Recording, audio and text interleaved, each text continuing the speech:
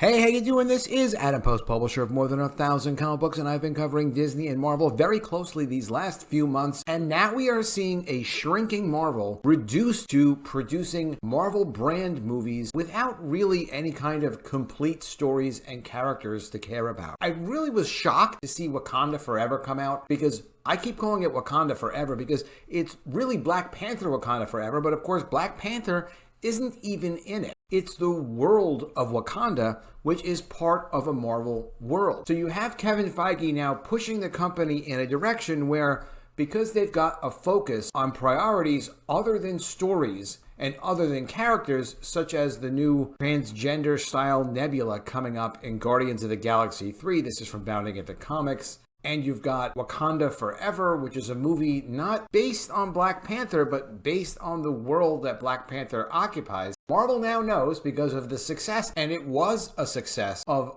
Black Panther Wakanda Forever, doing $855 million worldwide. And yes, that cost a good amount of money to produce it and to promote it, but it's still profitable for them to do. And they get to do their agenda, so they don't really mind. And now the success of Ant-Man, which as of the most current reports is up to $357 million worldwide. They get a little bit less money international, but that's still very good. It's fine. $357 million worldwide, that's considered to be a success, and it should be considered a success because it's the Marvel brand. The Marvel brand keeps pushing things along. Of course, we've heard that they are delaying the Marvels because they can't do Captain Marvel 2. No one wanted to really see a Captain Marvel 2. They throw a few other Marvel characters in there. They call it the Marvels. It's essentially not Captain Marvel 2. It's a bunch of people as part of the Marvel universe. So they've pushed the Marvels out to November so they can get spots in IMAX, which is going to help on the revenue side. I don't mind that. I think that's smart. May as well boost the revenues. And it's going to come out with enough time after Guardians of the Galaxy 3, which I don't know what that's going to be. You know, James Gunn is over there at DC, supposedly doing some great work. We'll have to see what he actually does. But now they'll have the Marvels come out, and the Marvels will do fine. How will it do? Probably around what Ant-Man and the Wasp does, whatever that does. No one's excited about seeing the Marvels. Sure, somebody is. There aren't people that are passionately interested in their individual characters anymore. Now it's just pushing the brand along. So the Marvels will do okay. It's not going to do as much as Brie Larson's first Captain Marvel movie. It doesn't need to. They don't care. All they care about is, hey, look, at least Bob Iger has figured out that, you know something, we really have to limit the release of these things. They said that about the Star Wars movies. And truth to be told, we listened to them say that. You know, the Star Wars movies were bad. The Han Solo movie was bad. And you heard Disney say, look, we think we're putting out too many of these movies all at once. We need to space it out a little bit. And a lot of us who didn't like the movies would say, you know, you can't just shrink the brand. That's not the problem. Just do the brand properly. And then plenty of people will see it. We don't even care how many you make. You want to make one a month? You want to make one every 6 months? Whatever. Star Wars, if it's good, we'll watch it. But they don't want to make it good. It's not even the effort. It's not even the concern. It's that they don't like the definition of good. They don't like movies that don't help them push whatever agendas they want to push. They need to wipe the slate clean of, as they say, all of their white characters from the past. They need to put in their inclusion. So they're doing that. And they just don't care what happens to the brand. They've now learned from Avatar is, look, there will be interest in whatever content you put out. Make sure it basically falls within the minimum standards of what people want. Don't put out more of it than the market seems like it can absorb. Max out like crazy all of these niche markets with IMAX and international distribution so you can get the maximum revenue out of what you're doing. Do a sequel as soon as you can, but not too soon. Make sure you've got some time in between each of the releases. And that's what they're doing. There isn't really, look at this summary for the story. Here's a summary on Ant-Man and the Wasp Quantumania plot summary. During her last days of entrapment in the quantum realm, Janet Van Dyne encounters Kang, an exiled traveler who claims they can both escape from the realm if she can help him rebuild his multiverse power core. What is that? Now listen to this plot summary of Ant-Man and the Wasp Quantumania. Scott Lang and Hope Van Dyne, along with Hank Pym and Janet Van Dyne, explore the quantum realm where they interact with strange creatures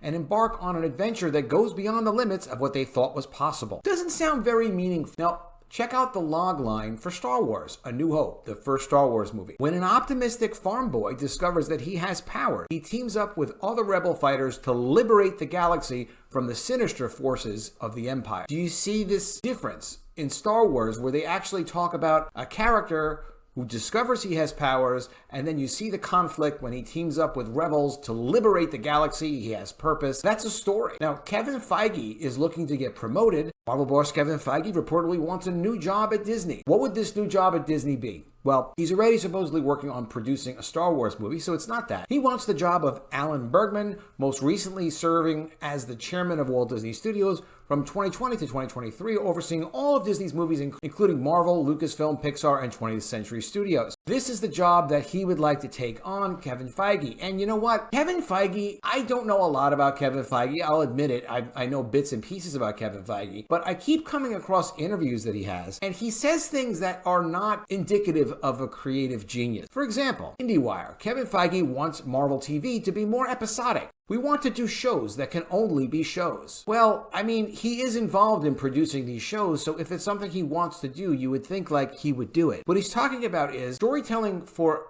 television shows is of course different from movies. So here's what Feige is talking about. Quote, we want to do shows that can only be shows. I want to continue to make them even more episodic, which may seem counterintuitive. Feige said in an interview with Entertainment Weekly ahead of the release of Ant-Man Quantumania. But I do think there is something fun about leaning back and watching an episode that can be relatively self-contained. Yeah, episodes for television should be self-contained. Feige explained that Disney Plus Marvel projects that have been released so far, including The Falcon and the Winter Soldier, Loki, Hawkeye, Moon Knight, Ms. Marvel, and She-Hulk Attorney at Law, have taken a highly serialized approach to storytelling as opposed to giving audiences more self-contained stories. Name-checking the classic ABC series Lost, Feige said some future Marvel shows on Disney Plus will feature more episodic storytelling, comparing the approach with how Star Trek shows like The Next Generation structure individual episodes. Quote, so now I think you're seeing this not just with our shows, but with many other shows. You're starting to see the fun of self-contained episodic stories week to week. We're going to experiment with that in some of our upcoming things, Feige said. Cliffhangers are great. I like watching a show where you should go to bed, but you see the cliffhanger and you just want to watch the next episode. You certainly want to keep people engaged. But I'm a big Star Trek fan, and I still find it soothing to watch an episode of Next Gen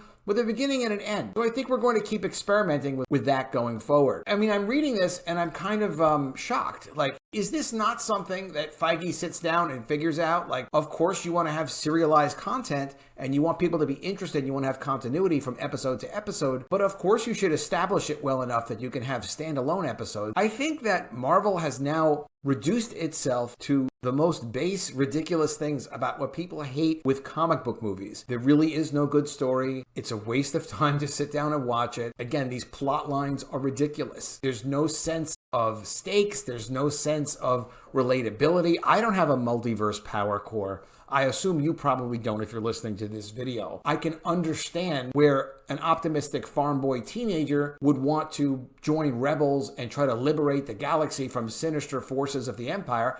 I don't know any sinister forces of an empire that maybe I could liberate, but it's relatable. It feels like there's a story there. It feels like something's going to happen. It really is incredible to see how far Marvel has fallen and to see how low their priorities are to produce good content. So what we can expect now from Marvel in the future is this. Marvel will continue to make movies like Ant-Man and the Wasp, Quantumania. They'll make movies like The Marvels, more of these universe-based films where they bring in characters from all over the place to kind of diversify the pull and the interest maybe in more than one character. If a movie bombs in particular, they won't be embarrassed, like in the Marvels. If that bombs for some reason, they won't be held accountable. Like they won't be held accountable where it'll look like a failure for Captain Marvel, will threaten their strategy of inclusion. Everything is now structured to protect their strategy of inclusion, to make some money. They're not expecting any growth for the Marvel brand. If they ever grow Marvel again, it'll be them returning to doing strong, single character-based films that have real continuity with real character stakes, where you read the potential plot and you understand, like, okay,